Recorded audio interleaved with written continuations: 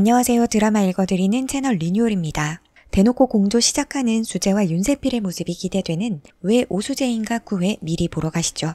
최태국 그늘에 있는 강 서장의 수사에서 벗어나 검찰로 인계됐지만 수재는 결국 죄수복까지 입게 됐죠. 수재는 홍석파의 유서 동영상이 조작되었다는 증거를 송미림에게 찾으라고 했어요.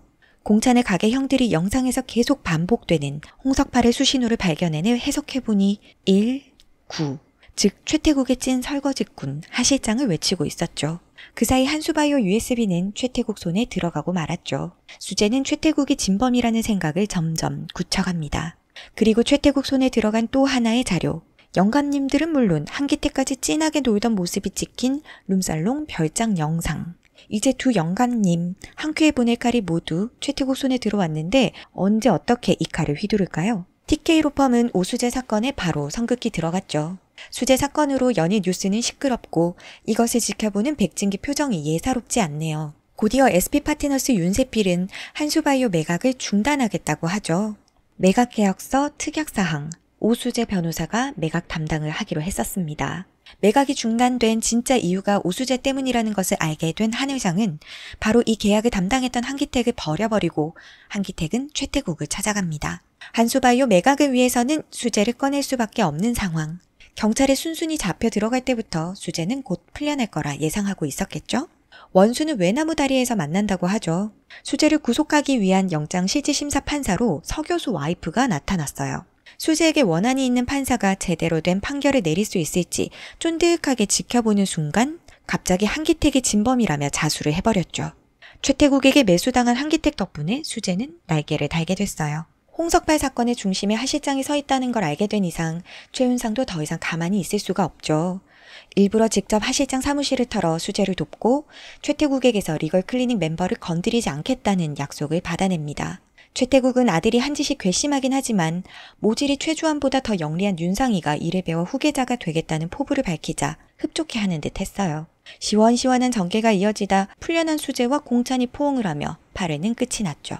9회 예고편에서 10년 전 사건이 수면 위로 다시 올라왔습니다. 10년 전 김동구 사건의 담당 검사였던 서 교수가 최태국을 찾아와 노발대발하는 모습이 그려졌습니다. 공차는 출소 후에도 계속해서 진짜 진범을 쫓고 있었죠. 사건을 재수사할 만한 엄청난 증거가 나와 서 교수가 더 깊은 수렁에 빠지게 될 것 같아요. 나세련 성추행 사건으로 로스쿨을 떠난 뒤 아내에게도 버림받고 마땅한 일자리도 구하지 못했던 서 교수를 최태국이 받아주려 하지 않자 10년 전 사건으로 최태국을 협박하려는 거죠.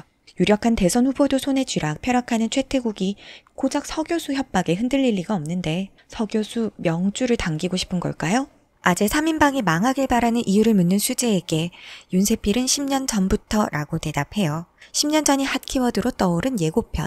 끝내 김동구 사건 피해자 전나정의 시체는 나타나지 않았었죠. 아무래도 윤세필은 10년 전 전나정의 남자친구가 아닐까 싶어요. 7회에서 백진기와 윤세필이 병원 수술실 앞에서 초조해하며 같이 서 있는 모습이 나왔었죠. 공사장에 쓰러져 있던 나정이가 가까스로 정신을 차려 죽으림을 다해 도망치다 백진기의 차에 치였을 가능성도 있어 보여요. 백진기는 그 소녀의 정체를 알지 못한 채 우선 병원으로 데려갔고 윤세필 연락처가 전나정 핸드폰 단축번호 1번으로 저장되어 있었다면 윤세필이 병원 측 연락을 받고 뛰어올 수도 있었지 않을까요? 수술을 끝낸 의사가 단순 교통사고가 아닌 성폭행의 흔적도 보인다고 했었죠. 전나정은 그렇게 두 번의 충격으로 입을 계속 닫게 된 것 같아요. 백진기는 전나정에 대한 의무와 책임으로 계속 그녀를 돌보며 우연히 알게 된 성폭행 사건에 대해 파헤치려 했고 그에 복수하려는 윤세필을 돕기로 한 것 같네요. 수재가 사는 집이 리모델링을 한다고 해서 당분간 공찬 집에서 지내기로 해요.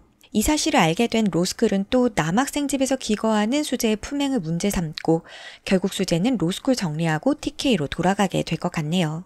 이제 수재 밑에서 인턴으로 본격적으로 일을 시작하게 된 윤상. 윤상이가 더욱더 수재에게 다가가기 위해 애를 쓰지만 최태국의 아들인 이상 수재와는 1cm도 더 가까워지기 어렵겠죠. 오히려 다가가면 다가갈수록 수재는 더 멀어질 거예요. 수재와 관계가 멀어진 이유를 공찬에게서 찾는 윤상이는 점점 흑화되어 가겠죠. 그리고 리틀 최태국이 되어 공찬이 김동구 사건을 해결하는데 회방을 놓지 않을까 싶네요. 고구마 줬다 사이다 줬다 시청자 들었다 놨다 하는 외수재. 다음 주 새로운 빌런 최윤상이 기대되네요. 오늘도 시청해주셔서 감사합니다. 여러분의 구독과 좋아요는 리뉴얼에게 큰 힘이 됩니다.